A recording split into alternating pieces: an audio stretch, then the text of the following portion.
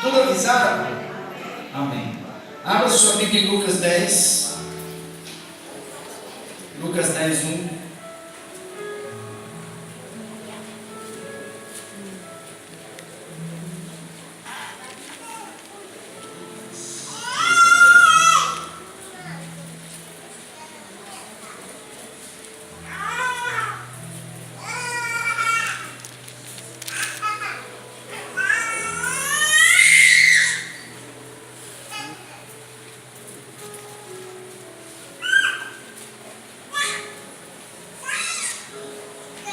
Jesus começou seu ministério pregando o quê? Qual foi a primeira mensagem de Jesus quando ele começou a pregar ali nas margens do Rio Jordão? João Batista pregava assim: eis que preparai o caminho do Senhor, eis que vem o Senhor, eu vos batizo com água, mas aquele que vem após mim vos batizará com Espírito Santo e fogo. Amém? João Batista também dizia: arrependei-vos, porque está próximo o reino dos céus. Como é que João Batista pregava? Arrependei-vos, porque está próximo o reino dos céus. E quando Jesus começou a pregar, o que Jesus pregou? Arrependei-vos, é chegado a vós o reino de Deus, o reino do céu. Amém? Deu para entender? João Batista disse: vai chegar, está perto, está próximo. Jesus começou a pregar: chegou, o reino de Deus está aqui. Amém? Interessante que quando Pilatos estava entrevistando Jesus, conversando com Jesus, colocando a situação, a própria situação, Jesus estava complicado naquele momento. Pilatos perguntou sobre o reino de Deus: cadê o seu reino? Você é rei? Jesus disse: sim, sou rei, para isso nasci, para isso vim ao mundo. Cadê o seu reino? Jesus disse: o meu reino não é deste mundo. Se o meu reino fosse deste mundo, os meus súditos, os meus soldados estariam batalhando por mim. Jesus admite que o reino ainda não tinha entrado totalmente, não tinha estabelecido, porque os que serviam a ele não estavam prontos a morrer por ele, a defender o rei, a defender seu rei. E depois, como é que foi a vida dos apóstolos? Eles defenderam Jesus ou não? Eles morreram pela causa do Evangelho ou não? Eles foram martirizados ou não? Sim, quer dizer que o reino de Deus entrou, porque eles estavam dando a vida pelo rei e pelo rei. Amém? Aquela visão do rei Nabucodonosor, ele viu uma estátua, que a cabeça era de ouro, os braços e o peitoral de prata, o abdômen de bronze, as pernas de ferro. Amém? Lembrou da passagem bíblica de Daniel? Nabucodonosor ficou tão perturbado com este sonho, que ele começou a exigir que todos os seus conselheiros, todos os magos, todos os que faziam parte daquela equipe de descobrir os mistérios do mundo, da vida, revelassem o seu sonho, até iriam custar a vida deles, eles iriam morrer se não revelasse o sonho. E quem foi que revelou o sonho de Nabucodonosor? Alguém sabe o nome dele? Daniel, não é? Por isso todos aqueles demais feiticeiros de outras religiões, de outras crenças, entenderam que deveram a vida para Daniel, porque somente a Daniel foi revelado o mistério da estátua, da visão do rei Nabucodonosor. O reino de Nabucodonosor era a cabeça de ouro, o primeiro reino mundial. Reino mundial, diga comigo, reino mundial. Primeiro reino, na verdade império, Primeiro império mundial, cabeça de ouro. E os braços de prata, os braços e o peito de prata. Os medos e os persas, eles fizeram, eles se juntaram as forças para derrotar Belsazar, o filho de Nabucodonosor, tomou o reino da Babilônia.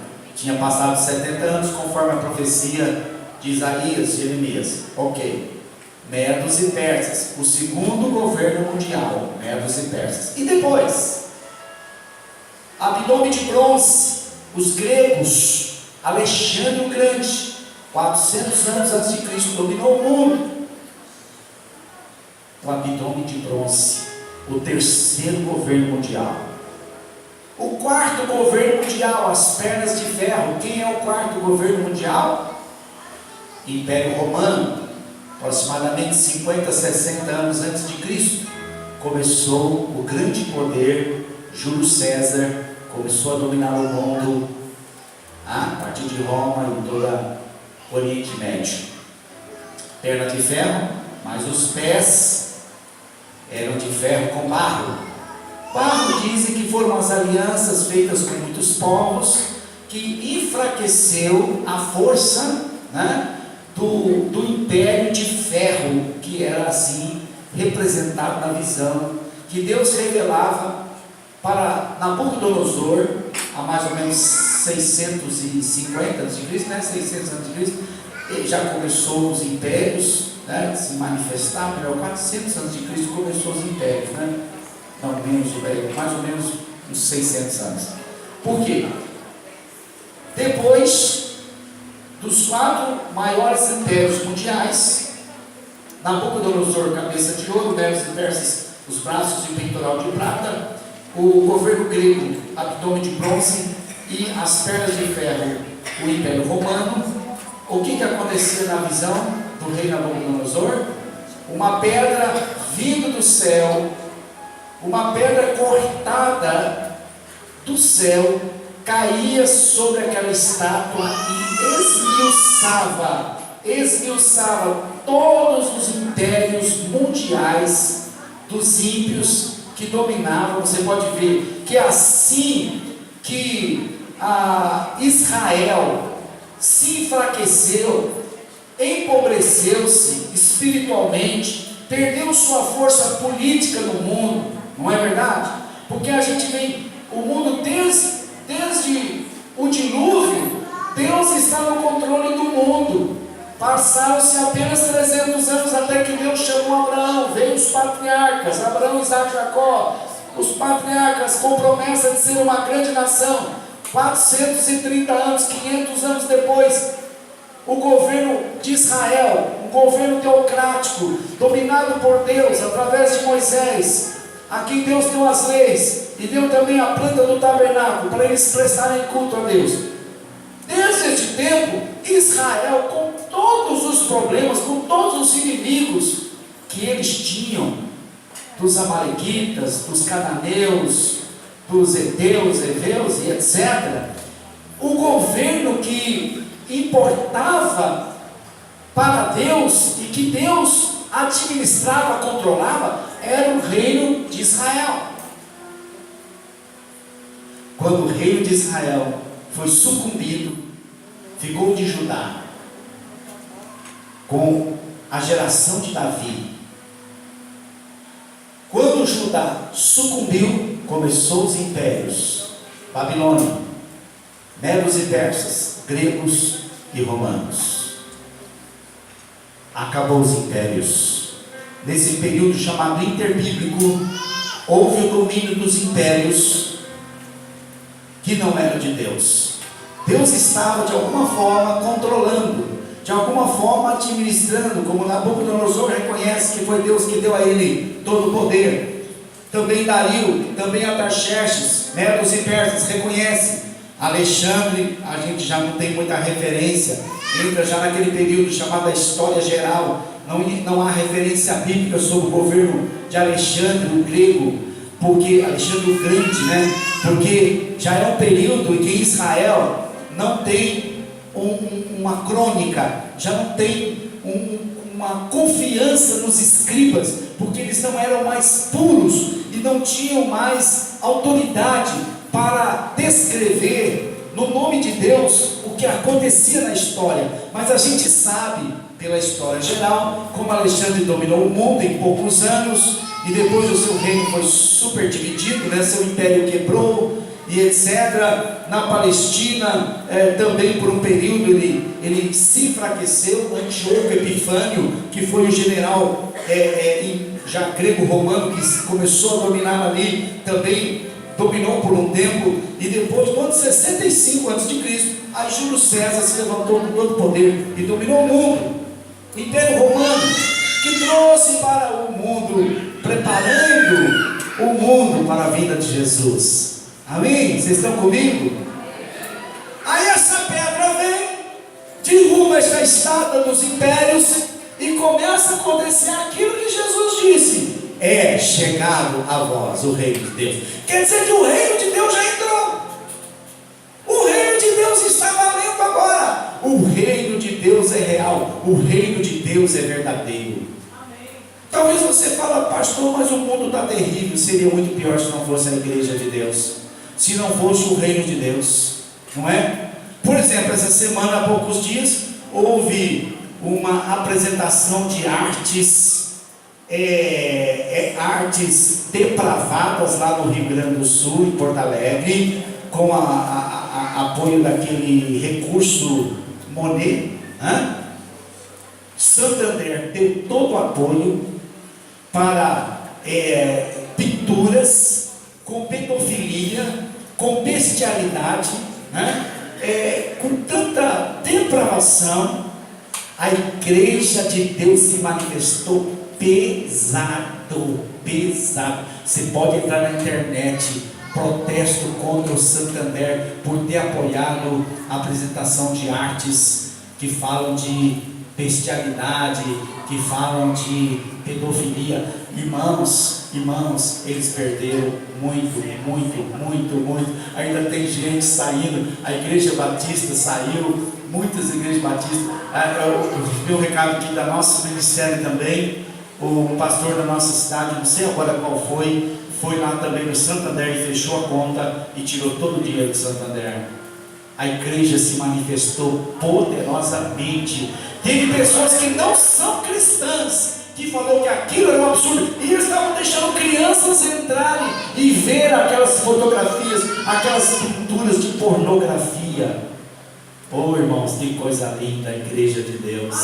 A gente sabe o que é certo, a gente sabe o que é bom, sabe? O Santander se desculpou, mandou uma carta, está na internet pedindo desculpa, as diferenças, que eles não sabiam que ia ter toda essa repercussão.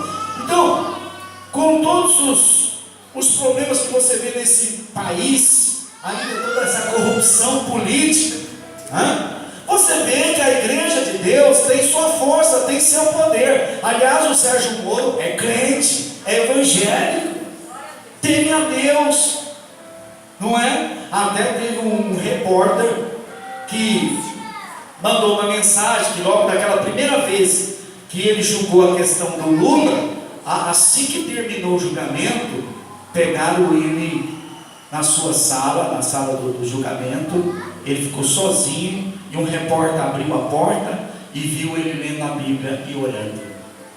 O repórter falou que ele estava lendo a Bíblia e orando. Então, o reino de Deus já está no mundo. E o que nós vamos fazer como igreja de Deus?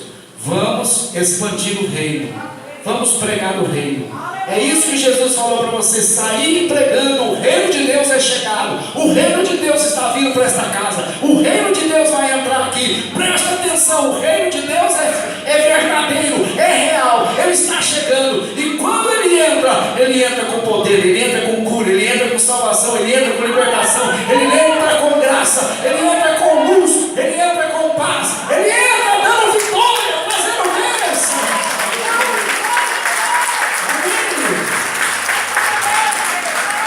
Aqui diz que Jesus designou outros 70 e os enviou adiante de si, de dois em dois, a todas as cidades, lugares, aonde ele havia de ir. Repita comigo: aonde ele havia de ir. Então quer dizer que quando Jesus mandou os 70 discípulos, ele estava dizendo assim: olha, entra na cidade, entra nas casas e avisa para eles o seguinte: Jesus vai passar por aqui.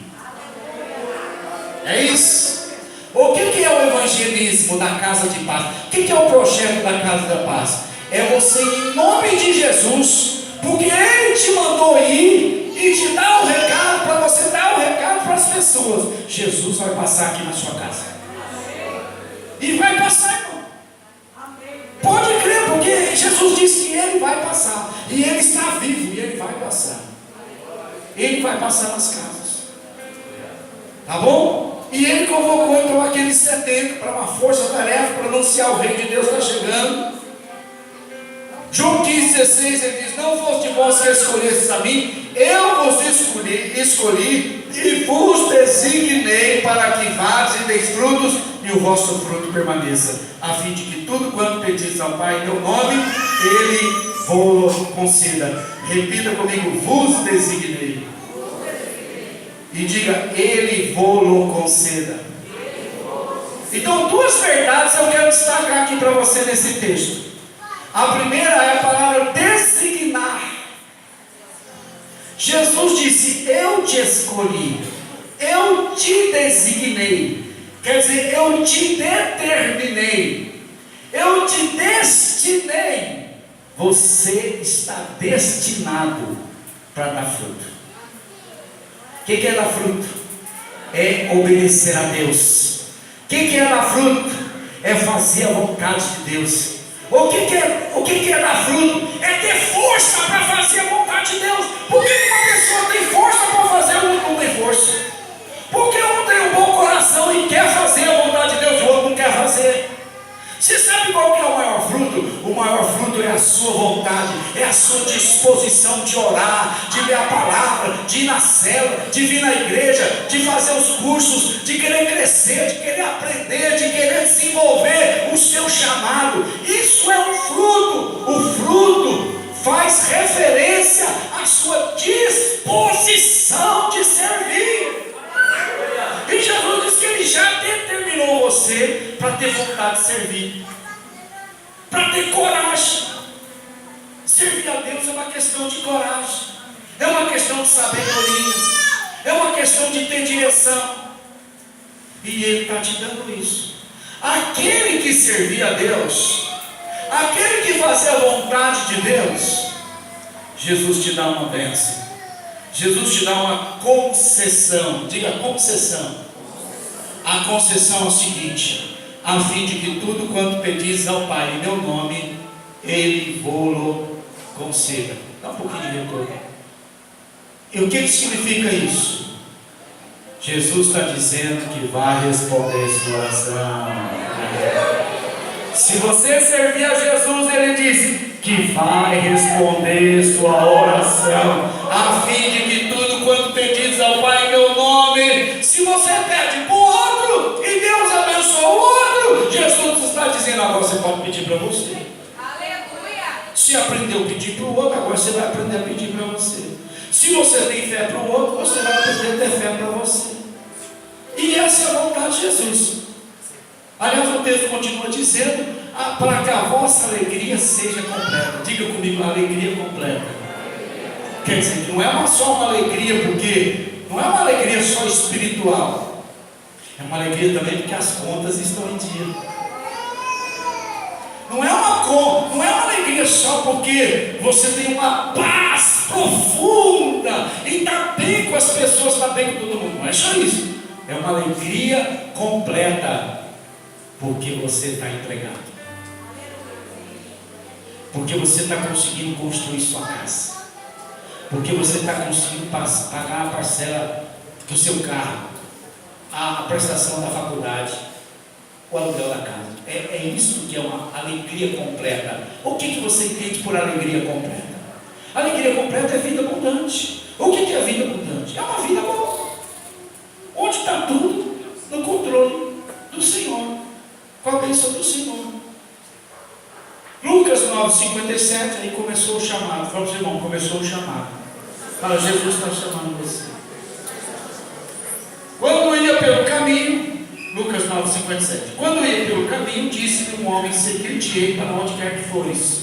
Respondeu Jesus: as raposas têm seus covis e as aves do céu ninhos, mas o Filho do Homem não tem onde reclinar a cabeça. O que significa isso?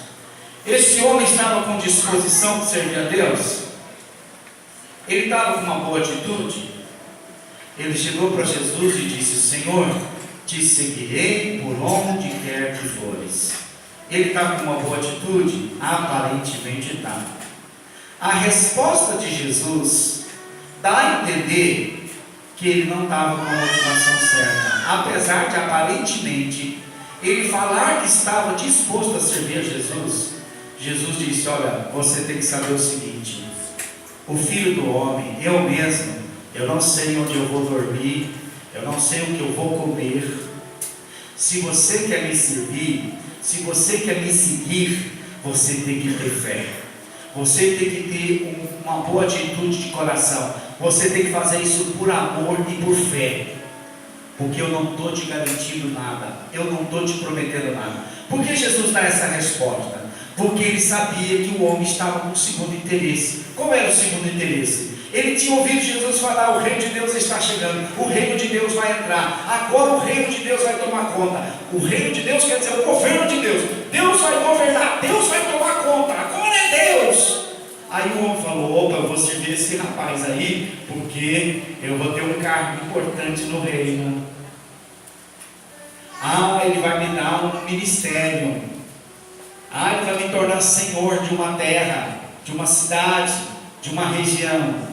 Quando Jesus viu a segunda intenção dele, mascarada, numa disposição de servir, por um interesse humano, físico e material, Jesus já tratou de decepcioná-lo e dizer: espera um pouquinho, você não tem que me servir esperando alguma coisa na terra, você tem que me servir por fé e amor.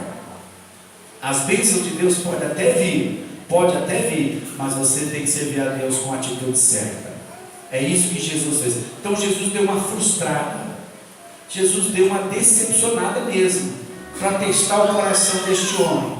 Mas o chamado continua, né? Lucas 9,59. Ao outro, agora veja bem, agora Jesus é que diz: segue-me. E este respondeu: permita-me ir primeiro sepultar meu pai. Replicou Jesus: deixe os mortos sepultar os seus próprios mortos.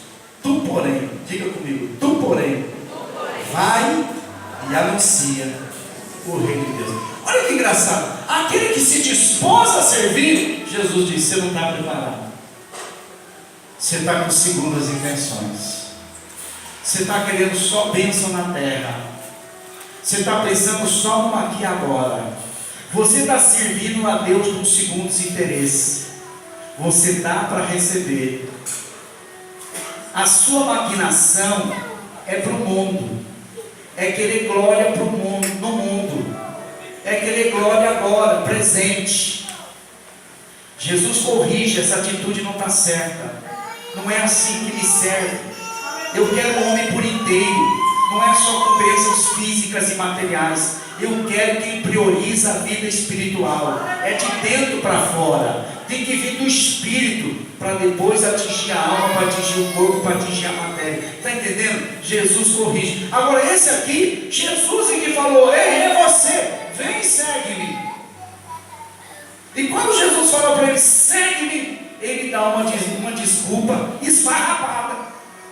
Não, Senhor, primeiro eu tenho que sepultar os mortos. Quer dizer, quem eram os mortos? Eram os pais dele. Ele estava dizendo para Jesus: quando meu pai e minha mãe morrer, eu vou para a igreja.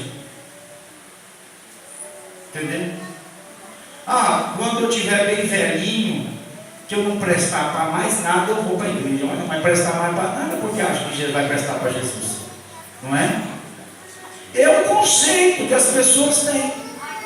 Ela vive em função de agradar pai e mãe, de agradar a família, está preso na tradição familiar, como a gente ouvia há muito tempo. Eu sou católico, nasci católico, vou morrer católico. Nem que vá para o inferno, não vai morrer católico.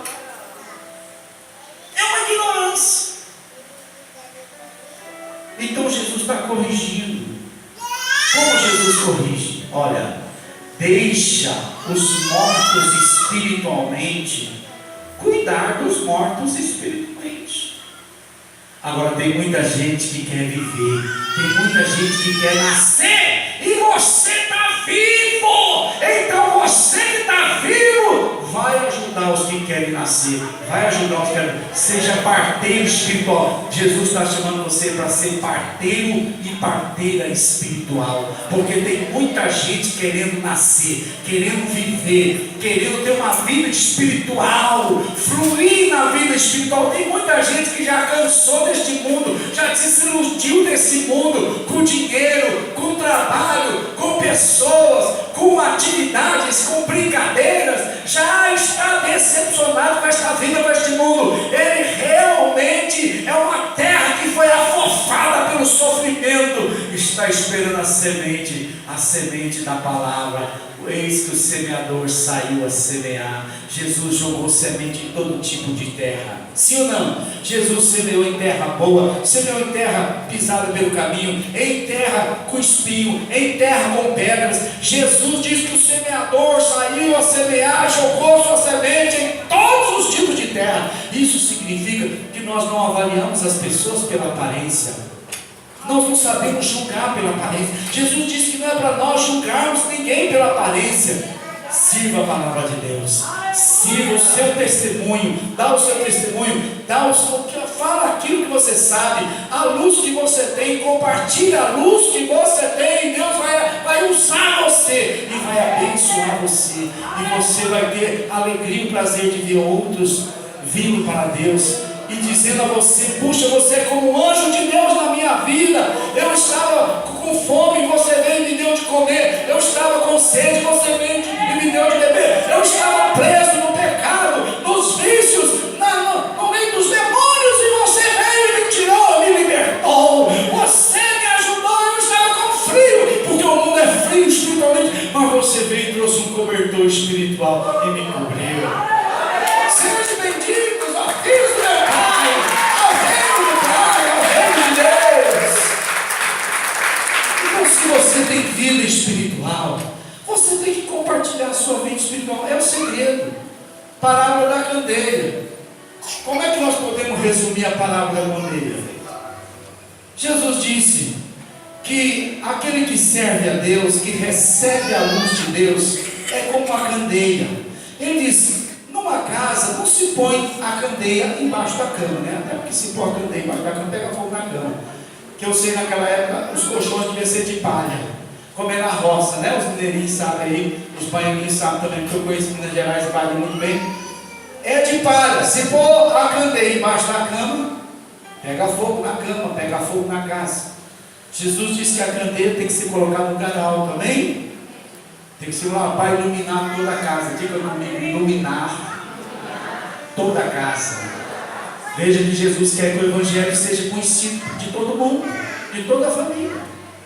Aí ele resume dizendo: a palavra da candeia é o seguinte: aquele que tem se lhe dará, e aquele que não tem, até o que tem lhe será tirado. Aquilo que? O que a candeia tem, irmãos? Me ajuda aí, por favor.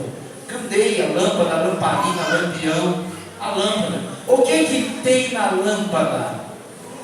Luz, fogo.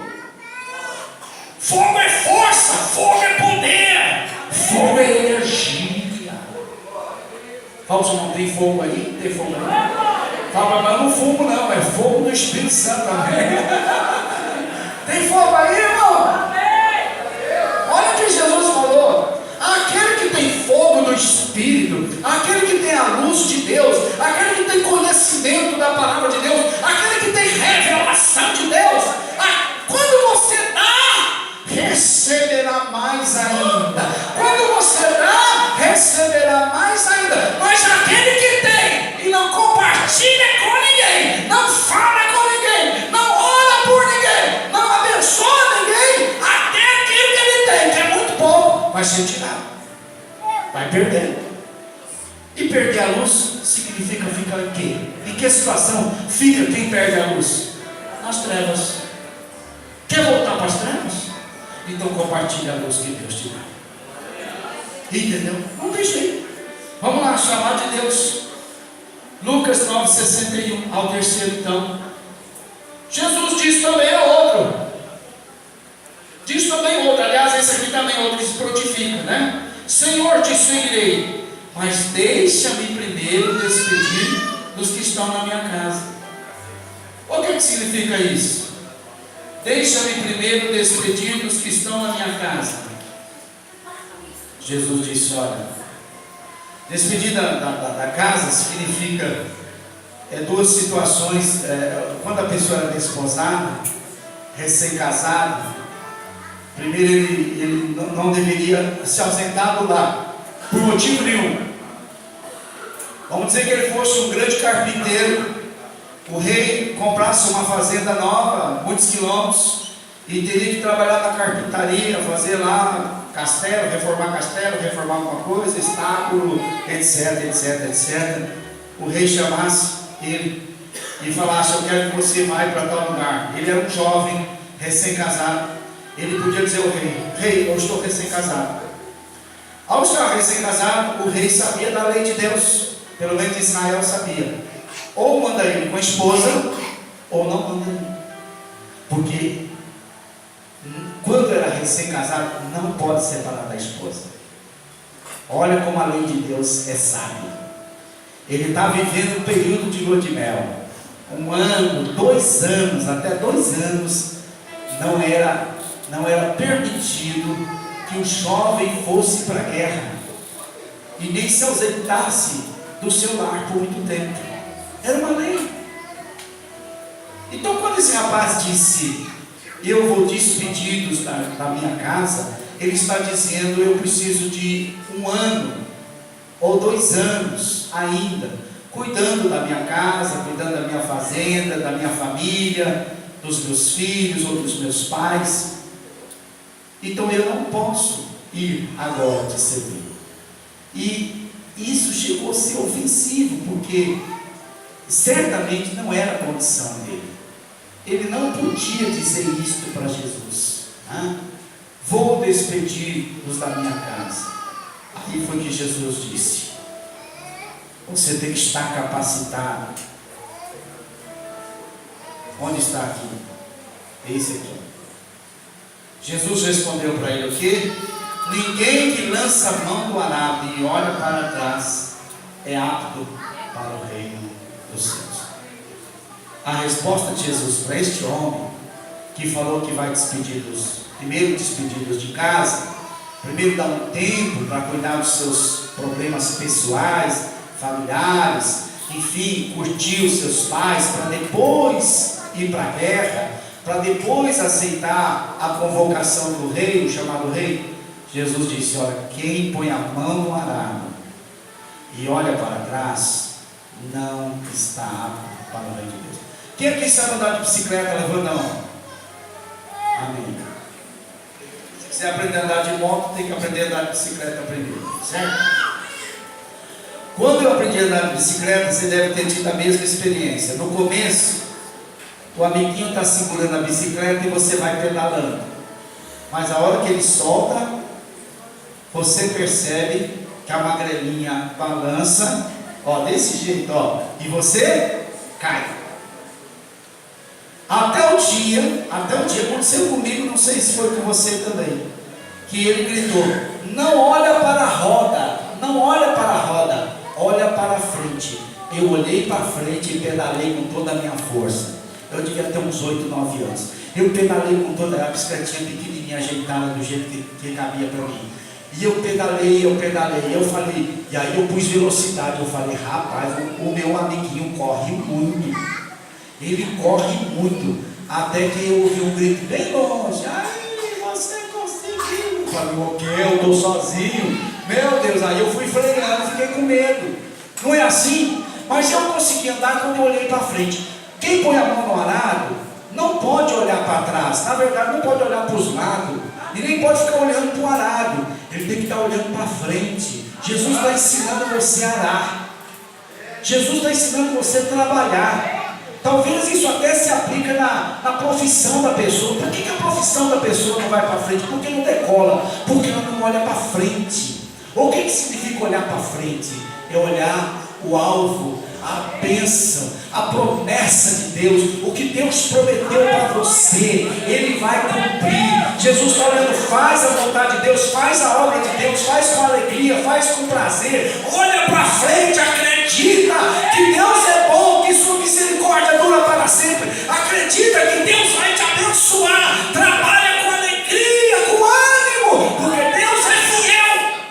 Então Jesus está olhando, você faz a vontade de Deus com prazer, com alegria. Olha para as promessas, olha para frente, e você vai fazer o caminho certinho, você vai fazer os caminhos retinho. Porque se você ficar olhando para trás, você vai fazer o caminho da roça todo torto.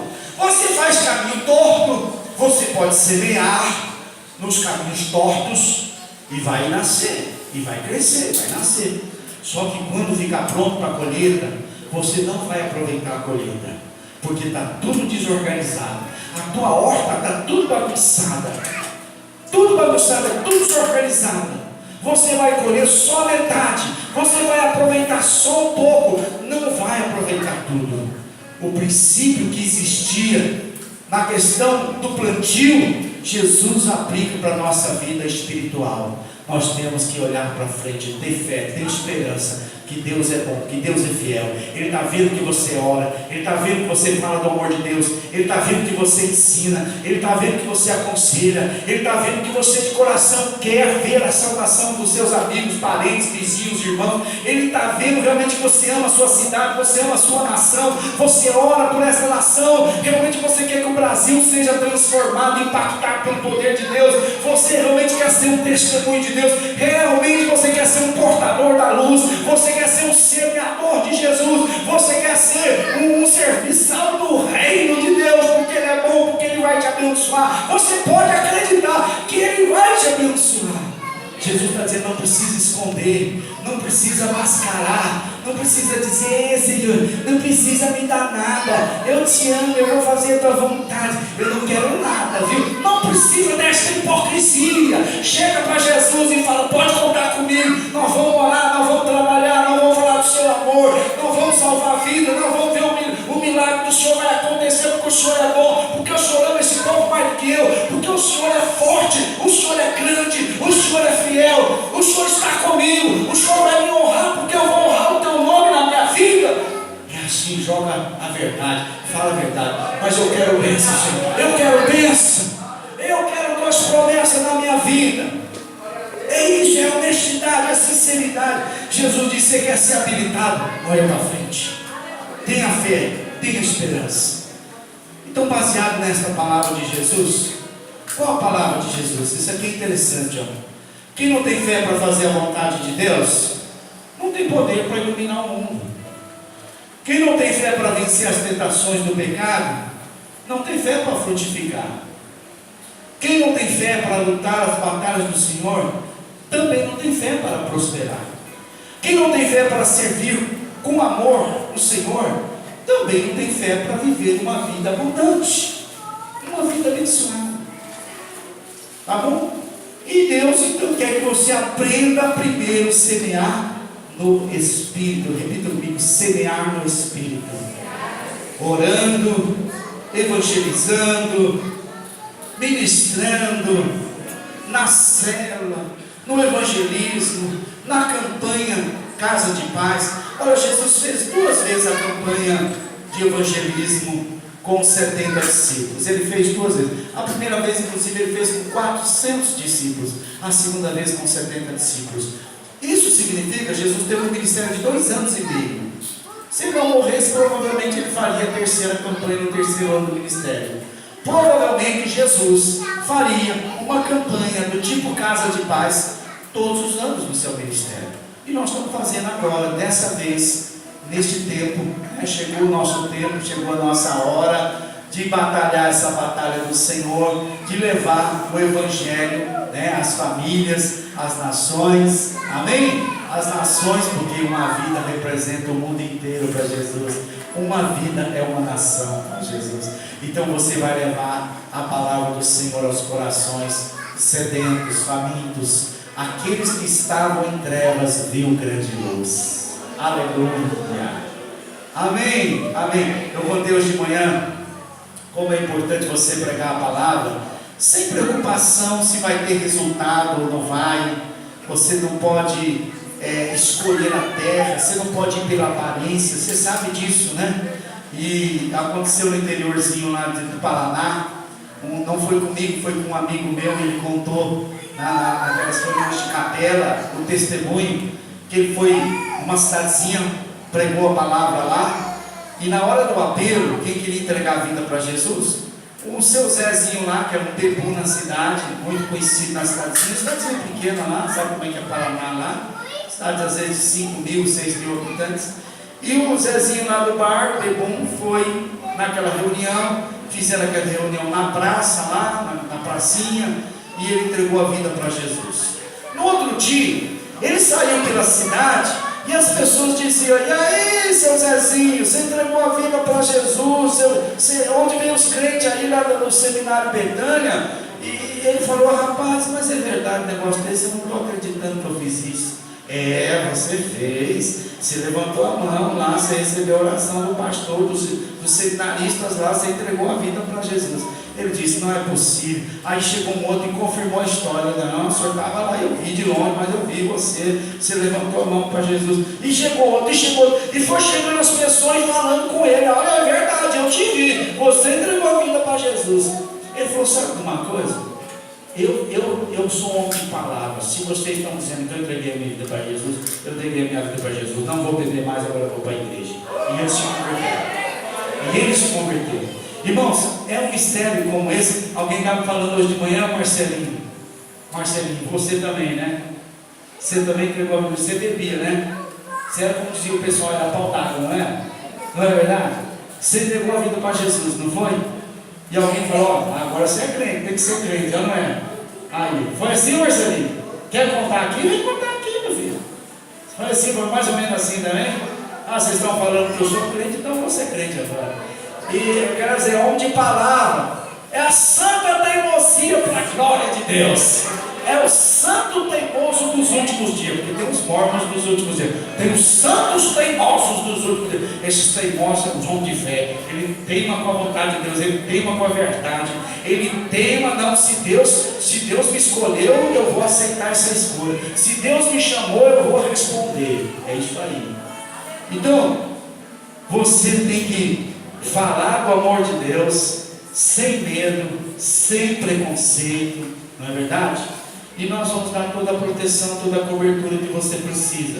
Vamos dizer que você fala: pastor, eu comecei, isso acontece, já aconteceu várias vezes.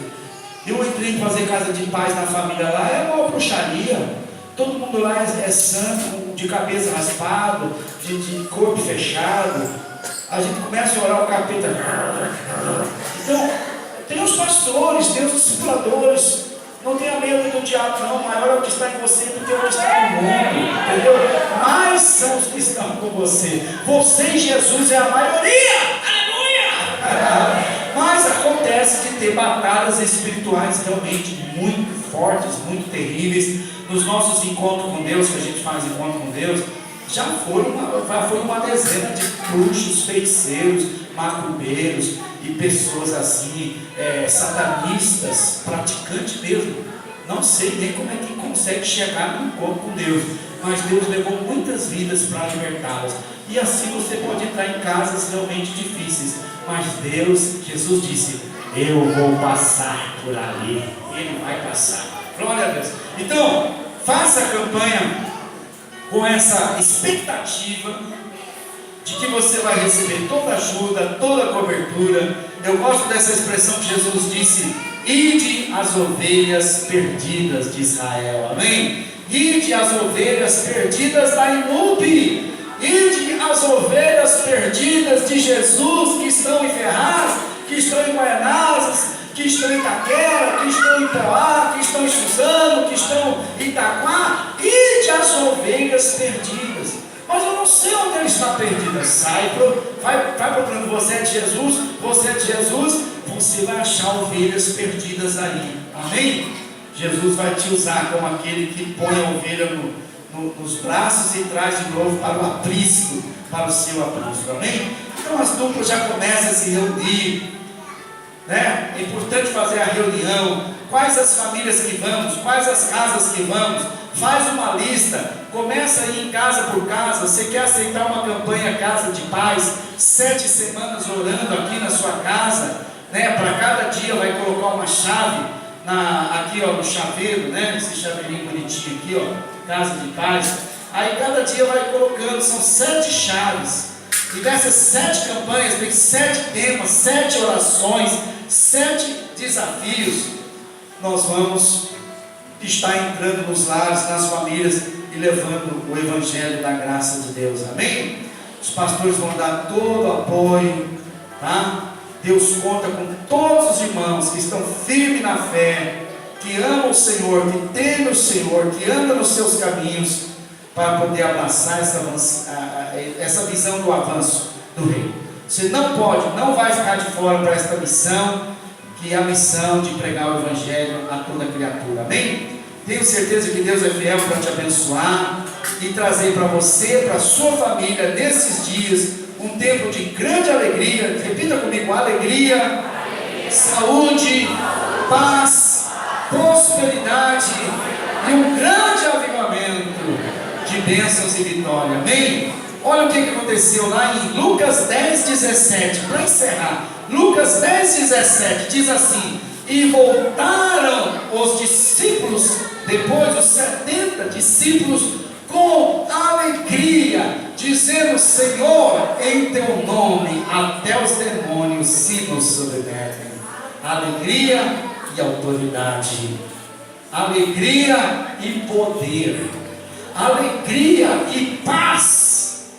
Jesus disse, aliás, Paulo disse que o reino de Deus é alegria, paz e justiça. Diga comigo: alegria, paz e justiça. O Espírito. Então é o Espírito Santo. É o Espírito Santo que está reinando, que está administrando, tá? Eu estava lembrando de uma palavra de um pastor dizendo, citando Moisés, né, falando assim, citando Paulo, falando que Paulo dizia que quando Moisés desceu do monte Sinai, o seu rosto brilhava. A glória de Deus visitou Moisés no monte Sinai e o rosto de Moisés brilhava. E Paulo diz assim: quanto maior brilho, quanto maior luz, ou melhor, nas palavras de Paulo, quanto maior glória tem hoje vocês que servem a Deus, vocês cristãos, crentes em Jesus Cristo.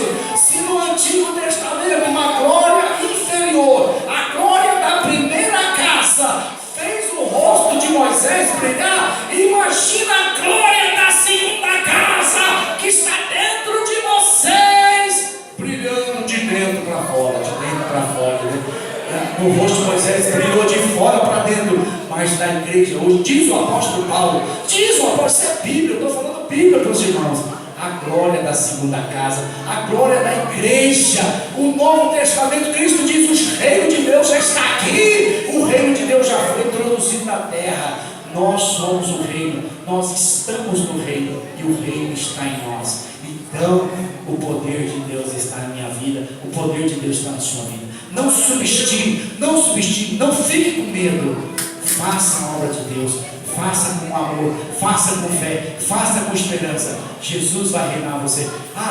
Jesus vai honrar você. Olha o que o apóstolo João diz. Se você quiser procurar o versículo aí, é mais ou menos, Jesus diz assim: aonde estiver o meu servo, eu estarei lá, e tudo que o meu servo falar, eu honrarei. Tudo que meu servo falar, eu honrarei. Olha o que diz, está em João 14, 15 ali, falando sobre a dispensação do Espírito Santo, né? Onde Jesus fala do primeiro amor, né? do novo mandamento vos dou. Novo mandamento vos dou, que amarás uns aos outros como eu vos amei. Aí Jesus disse: porque aonde estiver o meu servo, ali eu estarei. E tudo que ele falar, eu honrarei. Olha, meus irmãos, isso é muito sério. Fala, irmão, isso é muito sério. Fala, isso é importante, fala, isso é muito glória, muito glória. É muita glória. Jesus disse: quando você estiver fazendo a vontade dele, fazendo a obra dele, quando você sair para falar do amor dele, para orar pelas pessoas, Jesus vai honrar você. Aos pequeninos ele fala: aquele que der um copo de água para o pequenino, meus discípulos, meus filhinhos, aquele que der um copo de água para os meus filhos, em verdade vos digo que receberá o galardão de um copo d'água. Jesus disse isso. Se ele for recebido como profeta, eu lhes darei o galardão do profeta. Aleluia. Se você entrar numa casa e a pessoa fala: nossa, veio o servo de Deus, veio a serva de Deus, aleluia, ou entrou aqui o anjo de Deus, ou entrou aqui o profeta de Deus, Deus diz que Deus vai honrar, porque aquela pessoa te recebeu como profeta. Deus vai pôr uma palavra de profecia na tua boca. Pastor, eu não sei profetizar, eu nunca profetizei. Começa a falar do amor de Deus, e daqui a pouco você está profetizando igual Moisés, você está falando igual Isaías, igual Jeremias, você nem sabe como é que é esse negócio. É o Espírito Santo, é dispensação do Espírito Santo.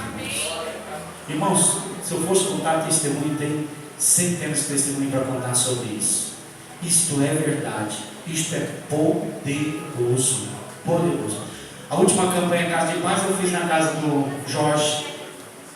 O Jorge, ele tinha brigado com o filho, os dois tentaram se matar, o filho tentou matar o pai. A Thaís, não sei aqui, alguns vão lembrar, a Thaís se atirou da janela na hora da briga do pai com o filho, se atirou da janela e quebrou o pé. Foi uma cena de horror. A casa estava vivendo um clima de funeral. O filho não voltava mais para casa, não queria ver mais o pai. O filho jurou o pai de morte. Fizemos a campanha Casa de Paz, na casa do Jorge, da Elisete, da Thaís, da Catherine e o Paulo, envolvido com drogas. Quem é que batizou no culto de batismo? Quem é que batizou no batismo? Isso foi mais ou menos 1 ano e meio, né? Mais ou menos 1 ano e meio. É que o pessoal veio tudo de manhã hoje. Quem foi no último encontro com Deus? Batizou, foi recebido como membro? O Jorge, gente. O Jorge. Depois de quase 2 anos, a Elisete se converteu. A Elisete entregou a vida para Jesus. Continuamos fazendo campanha na casa dela. A família dela, Thaís, se converteu. Depois veio o esposo. Ele não estava na igreja, mas o menino também tomou uma decisão. Foi para o encontro, se batizou. A Kelly se afastou. Paulo chegou a vir. Foi para o encontro 2 vezes já. Mas hoje acabou aquela briga, acabou aquela confusão. Eles já se perdoaram, já se abraçaram. O Jorge está firme, né? Ele pega serviço, às vezes ele vai trabalhar longe de casa, ele vai para o litoral e etc. Mas ele está constantemente aí. Hoje de manhã estava a Elisete, a filha.